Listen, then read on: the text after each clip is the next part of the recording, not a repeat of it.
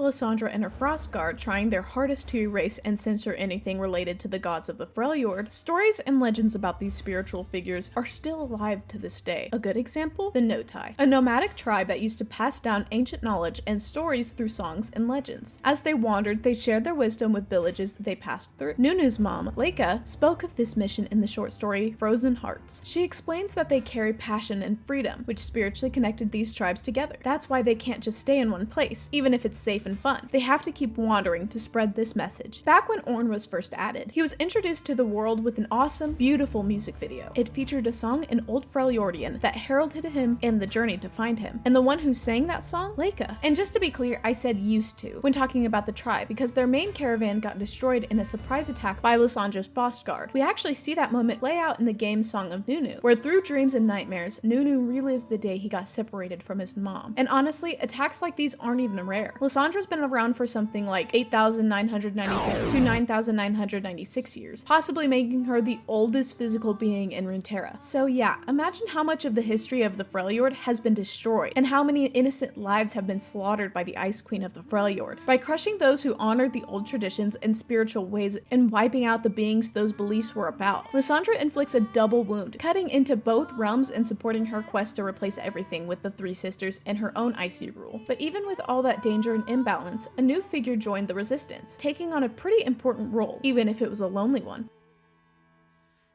According to Riot, she is, and I quote, a spirited bunny witch. Aurora is basically an overpowered Vastaya from her tribe, the Brynni. And yeah, before you ask, there are Vastaya outside of Ionia. They're actually spread all over the world. So in every known region, and even the ones Riot haven't revealed yet, there are Vastayan species. And this includes super harsh remote places like Freljord's tundra. But here's something about the Brynni. They kind of forgot where they came from. Like they lost their connection to the Vastaya Shirei and the spiritual world a long time ago. And keep in mind, the Freljord is actually super spiritual, just in a different way than Ionia. I wouldn't be surprised at all if it turns out that the Brynni are straight up skeptics when it comes to spirits. Even though they themselves are beings with spiritual stuff built into their lives, that spiritual distance even affected their magic. It's not totally gone, but it tends to show up in weird ways, especially in their regular lives. Like, they're alpine farmers. The Brynni's magic literally makes their carrots grow bigger and juicier, seriously. And farming is basically what everyone does in their little village called Amu, which is hidden somewhere in the Freljord. Honestly, judging by how they live all calm and tucked away, I bet Riot took inspiration from the hobbits in the Shire when making the Brynni. If you know the Lord of the Rings or the Hobbit, check out this pic of the interior of Aurora's house. Dude, I may be reaching out, but it straight up looks like a bag end, that underground house Bilbo and Frodo lived in. Similar curl up by the fire with a cat on your lap vibes. Anyway, let's get back to Aurora. Ever since she was born, she could see stuff from the spirit realm, interact with beings from there, and eventually even travel into it. She's got two types of innate magic that lets her do that. Spiritual rift magic. This one lets users open rifts between realms so they can go back and forth. A user's ability to wield it depends on how in sync they are with the spirit realm and how much control they have over this magic. Spiritual sense. This lets you feel or sense the inner spirit of living beings or actual spirits. It reveals their true essence or emotional state. By the way, if you're interested in magic of Runeterra, check out this video popping up on the screen now. So those two magics end up being super important to Aurora's journey. But at first, they just made everyone in their tribe think she was some weird schizophrenic girl. She'd talk about what she'd saw, and no one believed her. Understandably, they thought she was losing her mind and talking to things that weren't there. Even her parents didn't believe her when she talked about her friends, thinking their daughter had gone nuts. And yeah, she had to figure out how to use her powers all by herself. Like I said earlier, 99.9% of Brynni magic is just about helping their crops grow better. Even her great aunt, who actually supported and encouraged her eccentric side, couldn't really help her. Emotional support? Sure. Actual help? Nah, forget it. So Aurora spent years doing trial and error, reverse engineering her abilities, until she finally made her own special grimoire. Who knows how long that took her? I mean, they don't really say. Like, if we were watching this from a human point of view, we might think it took her 5, maybe 10 years, but Vastaya aged super differently from regular mortals, and Aurora's exact age is never mentioned. She might be like 180 years old, so she could have spent over 100 years just studying, writing stuff down, and testing things out.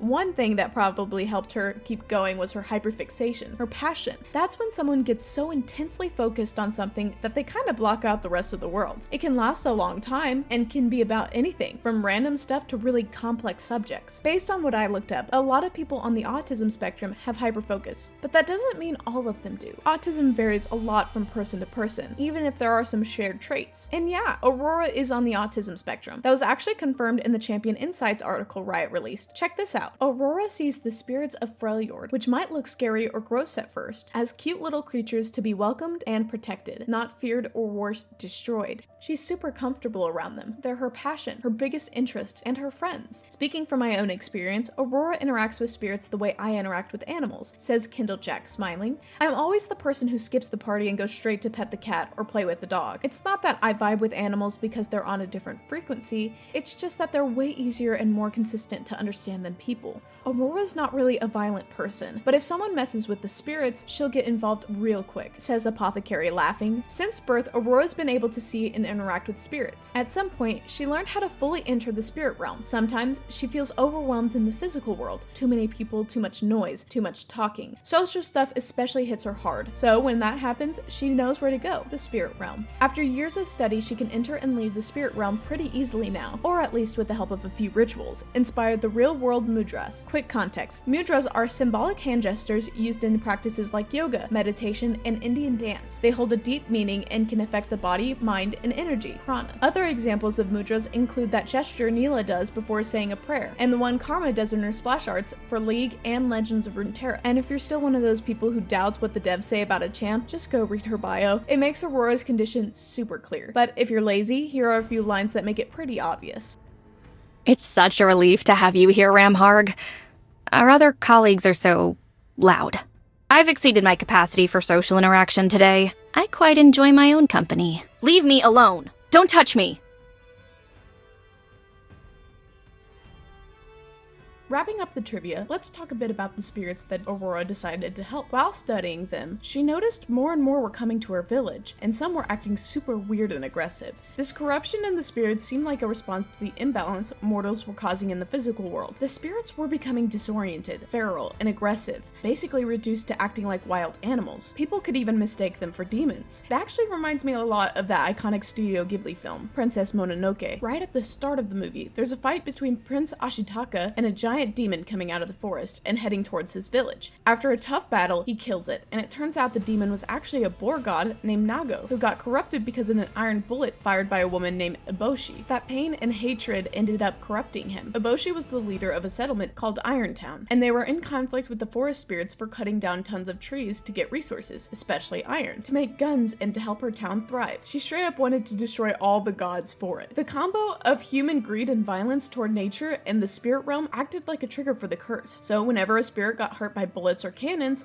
the anger they felt from humanity's arrogance would basically infect them, turning into this dark matter that looked like wormy black goo. And when you think about it, it's almost exactly like what happens in League. The similarities are kind of spooky. We've got Lysandra playing the role of Lady Eboshi, and there's even a boar god in Freljord named Iltharg, kind of like Nago. And get this, Iltharg might even be the literal inspiration for the Iron Boar Udyr channels with his W in-game. He also hated Lysandra and the Three Sisters cult, and was one of the few demigods that backed Volibear against the mortals back in the day. Spirits not only get corrupt like that, but they lose their identity, their power, and their influence. They can even just stop existing. But what exactly are these god spirits from Freljord? Well, as far as we know, they're manifestations of supernatural forces. Each one was born with some kind of transcendental power that connects them like siblings. They can even have different forms, sometimes even existing at the same time across Runeterra, often with different appearances, but they're still tied to the same source of magic. No one really explains how that works, but since it's a spiritual thing, I guess it kind of makes sense. To give you an example, I imagine I give you a basic description of what Ornn looks like, but I don't go into specific details. You'd probably fill the blanks with your own imagination, right? So each person might end up visualizing him a little differently. That might be why Ornn in the PC version of League looks different from the one in Song of Nunu. Like, one of them has feet and wears boots, while the other one has hooves like an actual ram. You get the idea. He can't hear me. Help me out, would you, Willow?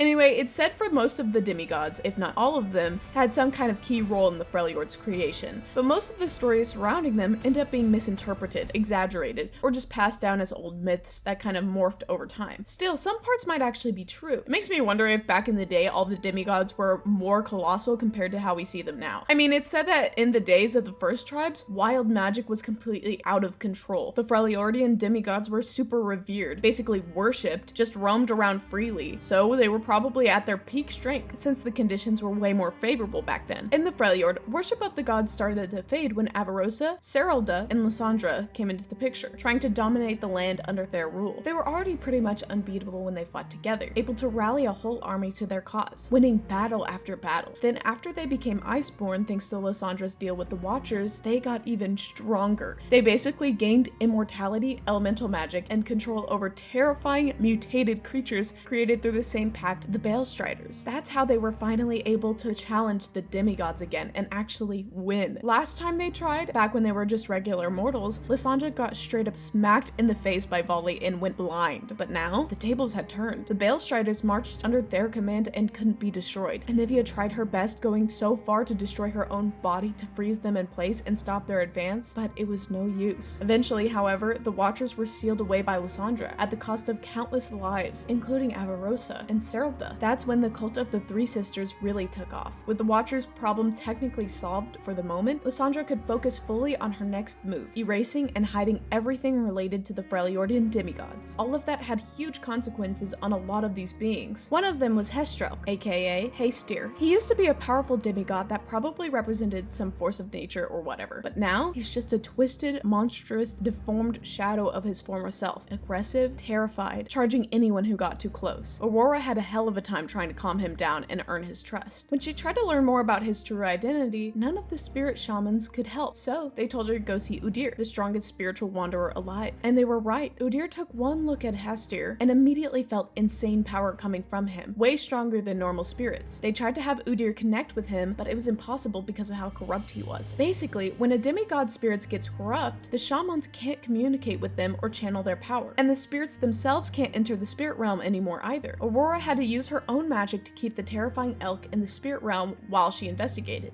She only started getting answers after Udir told her to look for the other demigods. That's when she found Orn and learned Hastir's name, along with some other details. So now that she's got new info, what's she planning to do? Simple. She's gonna search for remnants of Hastir's old cult. Her plan might to show him artifacts, texts, or whatever else is connected to the time when he was worshipped. That way, maybe memories or spiritual energy still lingering in those items could help purify him a little by little. Kind of like an exorcism, except more like treating advanced disease. It's gonna take time, effort, and careful use of spiritual medicine. Like with any patient, Hastir might slowly start to show signs of recovery, becoming more rational, maybe even talking again or using his powers. That could help Aurora prove he's still real and eventually convince the people of the Freljord to believe in him again, leading to small cults forming once more. And if you're wondering why Orn didn't suffer the same fate, especially after losing the Hearthblood, a civilization that lived near his home and followed his ways, treating forging as art instead of war, that's for another story, the answer is actually pretty simple. It's even mentioned in his official bio. Even though all that worship was directed at him, Orn never really saw himself as their patron. Sure, he helped them in his own way and cared about them, even if he'd never admit it, and today the descendants of the Hearthblood and the other tribes still remember and honor him. The pain and guilt from what happened, how the Hearthblood got wiped out in battle between Orn and Volibear, could have been enough to corrupt him. Even Aurora says, Spirits become wayward by absorbing the pain of mortals. It's my job to cleanse what each wisp has endured.